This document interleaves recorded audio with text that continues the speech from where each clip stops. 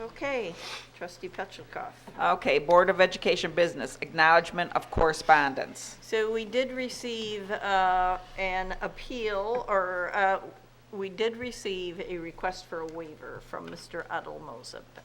And our attorney clarified that, Mr. Mustin, and you can help me with this, or Dr.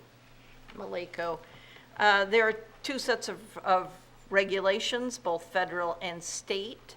But our attorney has sent a letter denying the waiver of costs for the information requested. Is that a correct summary, or do you want to add anything? Yeah, Dr. so Maleko? we we're run by state law, so that's basically where the opinion came in, and so we're just acknowledging right now officially by our I believe it's the policy of FOIA, which is based on state law, that we have, we're acknowledging here that we received it, and his opinion right now is it's based on state law. So we would have to, by the next board meeting, David, is that correct? We would have to make a formal decision. Now, it's not a question as to whether the information, so we didn't deny the request of the information. The appeal was on the fees. So if the fees were paid, then the information would be, provided. So that's not about actually getting the information. It's more about the fees involved in such a task of reviewing emails and things. So. What was the fees? If I remember, it was around $600. No, it was higher than that. It was a few thousand, I think. For David, do you recall? It could be as high as $18,000 because of the large number of emails that are required for us to go through. So the request is for emails that could contain information that is protected under other laws and are not required to be released under the FOIA laws. FOIA law requires us to have the lowest paid personnel gather that information. The lowest paid personnel that could look through this confidential information would be the Executive Director of Human Resources. And that is because the information in the emails may contain confidential information about employees, or it may contain confidential information about students. And that is the person who would be able to look at that information and maintain that confidentiality. So for that person to review all of those emails and then redact the information that would need to be redacted, if it was so being the case. Where did I get the $600 number? I mean, I remember that was a number that he put out on the cost for a certain number of hours. He being Mr. Moseb, who is here right now. okay. So, Mr. Moseb, do you? It was actually 75 emails that are asked between the trustees. That was the preliminary. That was the preliminary check. Hours. That was a Okay. preliminary check showed about 75. If we were to complete this FOIA to its full extent and search for all of the emails that may be, that may fall under this request, the number could be a lot higher than that number. So we gave an option. So did you want to just search, right, David? It was, That's correct. if you wanted the lower search, which is, they have But- to do search terms, and Mr. Patterson, and so if you wanted the lower amount, that would, but obviously then going forward with all the email, there's, thousands potentially.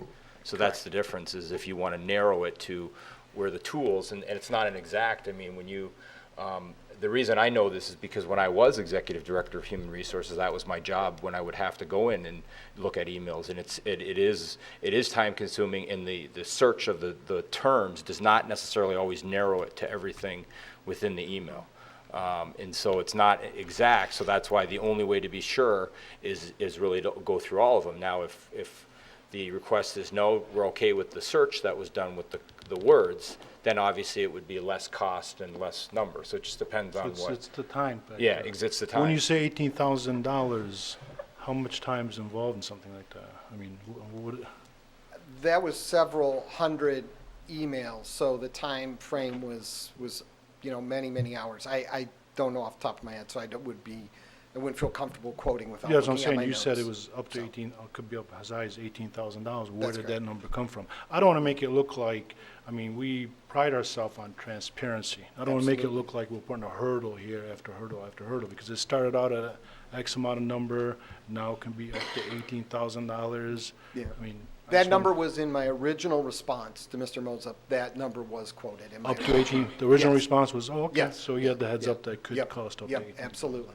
Most of the FOIA requests we get, this one is kind of abnormal, so it's not like the ones we get. Most of the FOIA requests we get from, and David can speak to this, the information is readily available. It's easy. It's just either on the website already, or it's a document that we already have prepared. It doesn't require require the time. all I the understand time. that. So I this is understand. kind of a different request from the norm that we receive and school districts tend to receive.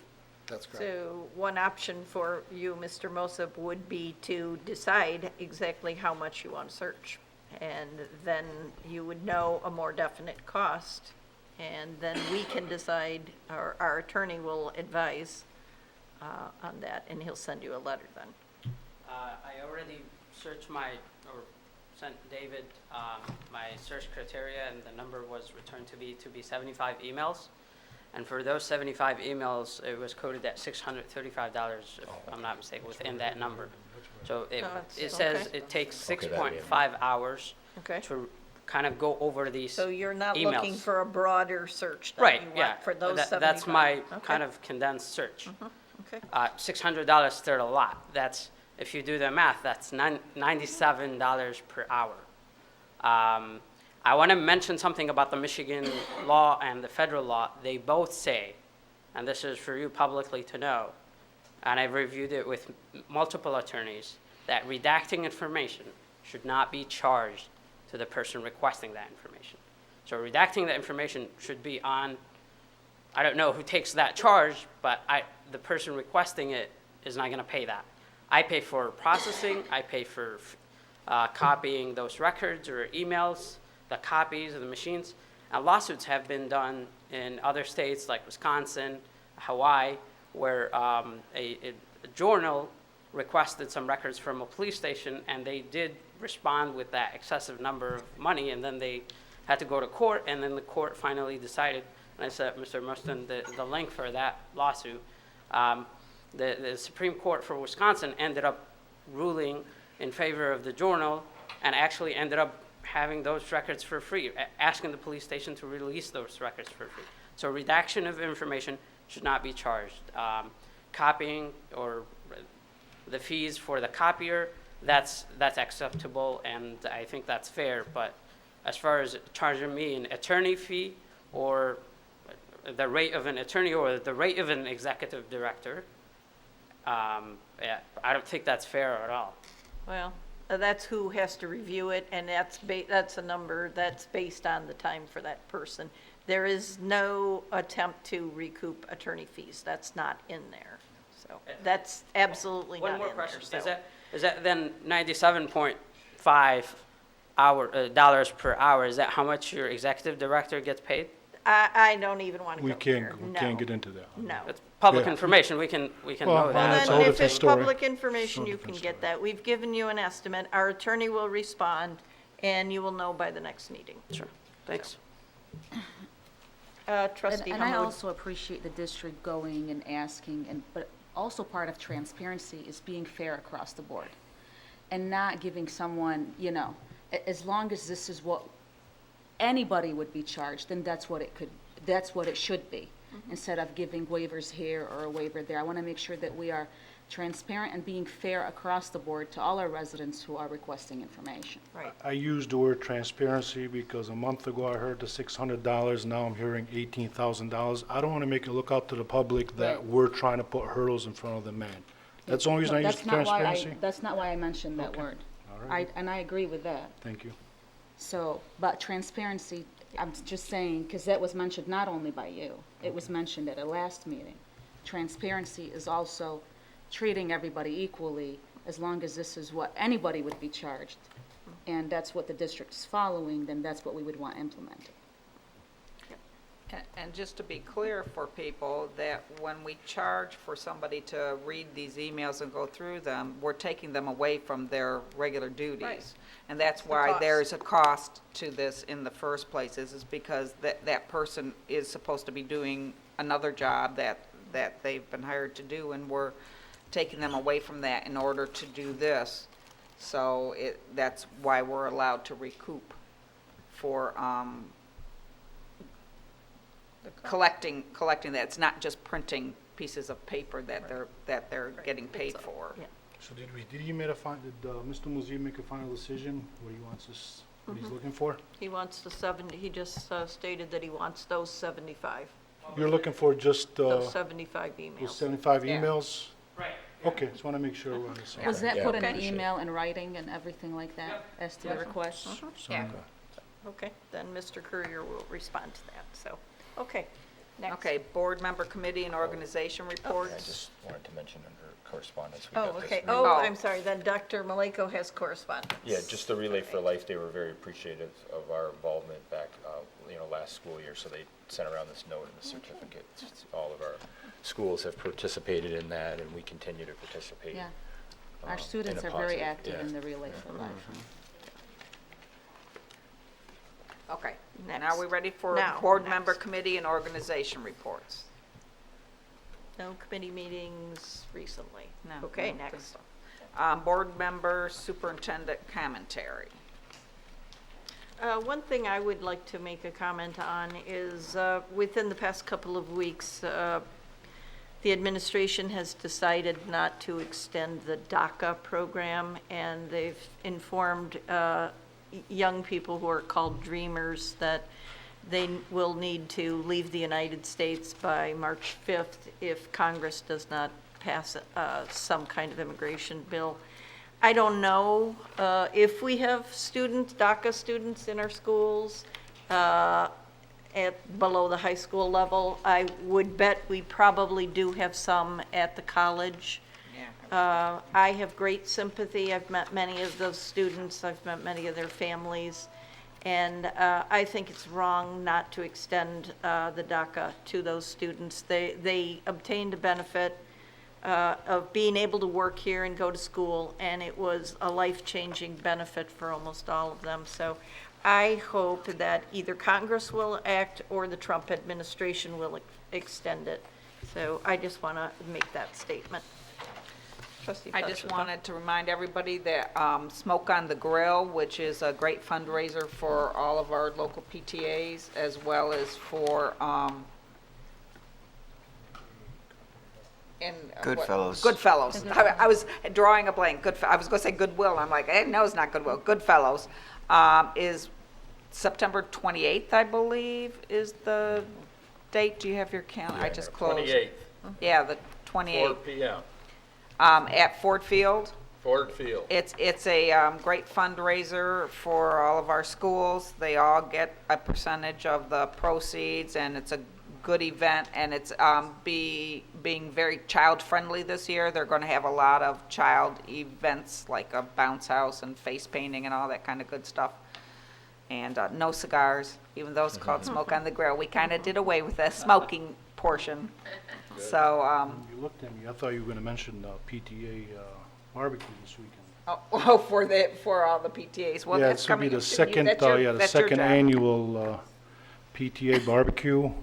What are the hours, remind me? I know we have, One, Starts One. at 1. at Yeah. 1?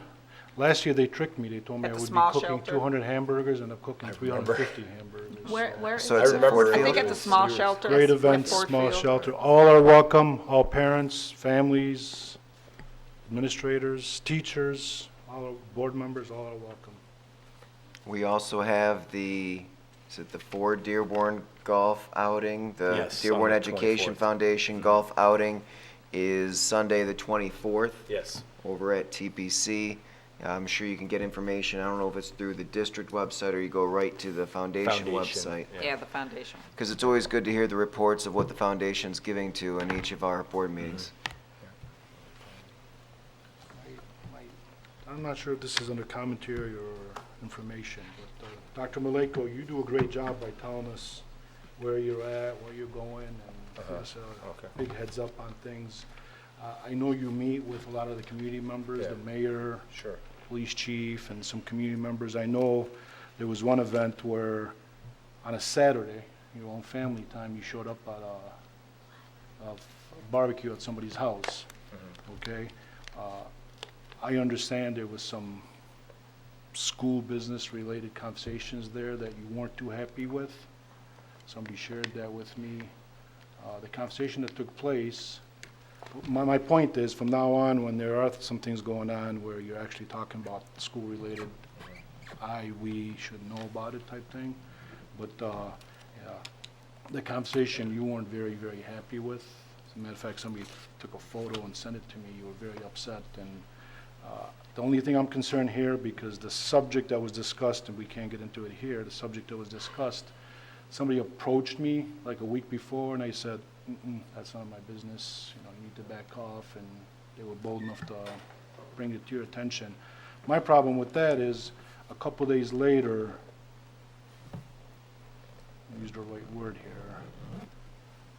you started disciplining an employee because of some of the things that were discussed there. I was not happy with that, but that's confidential, we'll leave it alone, so. But from now on, moving forward, if there are conversations, business-related, whatever, if it's personal time, God bless. But I mean, if you start into discussion, I guess we would like to know about it type thing. Well, if I could just respond that that's totally inaccurate what you just said, actually. So I'm going to let you know that I didn't have any uncomfortable conversation. So first of all, that's inaccurate. And secondly, I would never base any employee discipline on any community meetings. Now, I will tell you that, as the board knows, I'm very visible and active in the community. I'm going to continue to do so. And we respect that, yeah, we You know, and I'm respect that. trying That's to a good develop thing. relationships Yeah. with everyone. So first of all, whatever information you got from whatever source that's inaccurate, I wasn't upset about anything. So that's the first thing, that's totally inaccurate. I don't know if someone posted something, but not with me, because I was actually on the day. And again, I've tried to be really, I think I've been very committed to the community, and I go to anywhere. I go questioning to that. AYSP. I'm not questioning that. Yeah, but I'm I'm not just saying, questioning well, your information is inaccurate, that's the first thing. So obviously It was the same people well, it you was were a sitting secondhand with that I source. sat with the week before. It was a secondhand source because you weren't there, so obviously you don't have direct information. So I'm telling you, it was not accurate, first of all. Secondly, I was not upset. In fact, I was going in between an event that I had for my son, actually. I was in between two things, and it happened that day worked out because we were going to the dentist, and I was invited. And I've gone to different community events. I've gone to at El Amir Restaurant and other events, and I've been. I mean, I have, you know, social conversation, relationship, that thing. Never would I discuss any confidential information. The only thing, if anything, that I did discuss, which was public because it was in the news, was two things. One about the Betsy DeVos meeting that I had, which was in the press, and I was actually, you know, explaining that, which I shared even here at a public board meeting. And secondly, I did talk about not any plans or anything, but that the high school capacity issue is our biggest, one of our concerns that we're working on right now. As far as anything else, I wouldn't even know what that person meant, and, you know, definitely I wasn't upset whatsoever. So I'm not really sure what you're referring to, but what I can say is it's totally inaccurate, and I'm definitely saying that it did not occur. But was I at an event? Yes. Do I? And would I ever connect an employee discipline to? Absolutely not. I mean, I've spent my time in human resources, and I've all my experience in human resources over the years, and I act with integrity. And so it's going to be direct information. So I know we're not talking about any specific employees, but that's how I've conducted myself throughout my career. So I'm just going to let you know that, you know, if there was something, I mean, maybe we should talk about it on the side, but coming up here, I mean, I would just ask you to check your sources of information before your, you know, insinuations are made towards me, because it definitely was not accurate.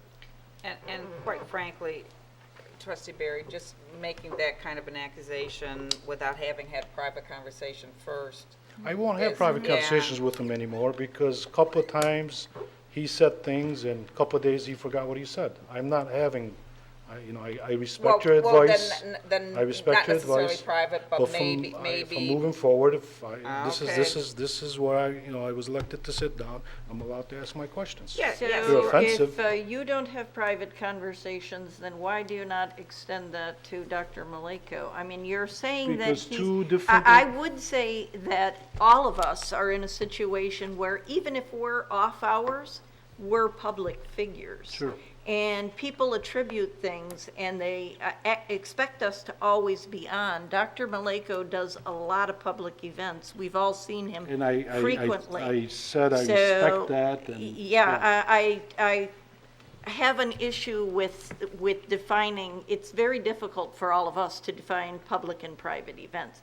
Every time I go shopping practically at Meijer, I run into people. That's where I get And if I stopped. may, yeah, I get a lot of information there, but I don't, I mean, you gather some information, but I don't think I'm speaking on the record. And if I am, I mean, in some ways maybe I am, but I don't think that's fair to come and attribute that without sources, and then also to say that you don't trust someone for a private conversation. That's pretty, I mean, if we want to get into that discussion, I'm willing right now. no, Why I don't want to say get that. into that I'm discussion. more than happy I'm to. sorry this whole thing has occurred, Yeah, so. I mean, for him to say something that, to me, then to deny it in front of everybody else, and 2 days later apologize, to say, oh, I might have said it and forgot, I lose respect for something like that. We're all humans, No, and we all no. have. Yeah, This is more not than going once. a good Once, way. okay, I let it go. More than once, it's not acceptable. Okay. All right. Trustee Barry, with all due respect, as Executive Director of Staff and Student Services for the district, and someone that's so proud of this district for so many reasons, and one of them being our superintendent, and the other one being all of you, our board, the same things we want for our staff when there is doubt and there is questions about what's accurate and what's out there and what's true and what's said and done. I would ask and hope that our board would give our superintendent the same respect that we give all of our staff in this district. We would never have this kind of conversation in this forum. You're speaking as, right now, As Executive Director of Staff and Student Services for Dearborn Public Schools. Okay. And as someone that thinks very highly of you. So the same respect we give to our staff, Dr. Maleko is part of our staff. So I just ask that you would do the same for him. And if someone said that about you, I would say the same thing to them. Thank And I you. think that the accusations that are being made are really based on, one, assumptions, and they're serious accusations that we're making, that somebody would get, whether it's disciplined or so on. And I think that we do owe our superintendent, who we are entrusting running a huge district, a district that we're very proud of, and just to say, I'm not going to get into this conversation and then make such a big assumption. I didn't say think I'm that not we going owe to get him into the conversation. I said respect. I'm willing to get into that conversation, but I respect the chair's position. She said no. I'm willing to get into that conversation. I don't think anybody wants me to get into that conversation, but I'm willing, but I respect the chair's position.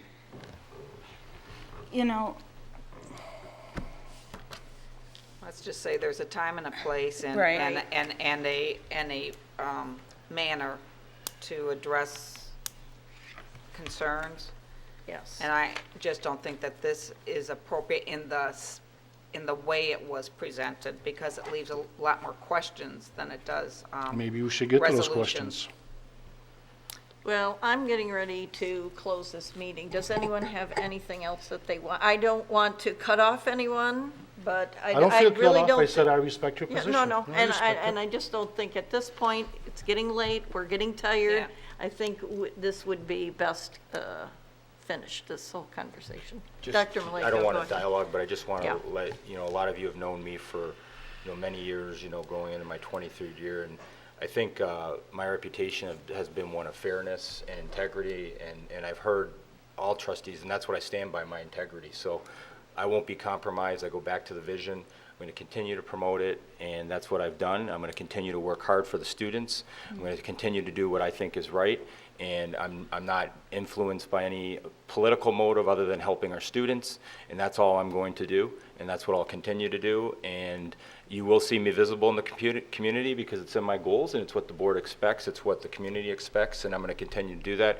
And I think that, that is one of the cores. Actually, I've been through training and things, and you kind of got to look at who you are. And administrators, we can make choices on how we want to deal with things. I've talked about the Stephen Covey, and I've always chosen to take that positive outlook, and I will continue to do that. And my integrity, honestly, I'm comfortable with it.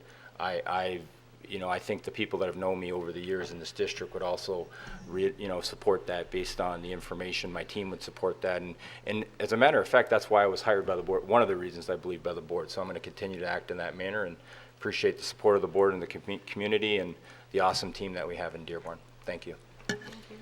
Okay. Okay, next item. Request for information and/or future agenda items.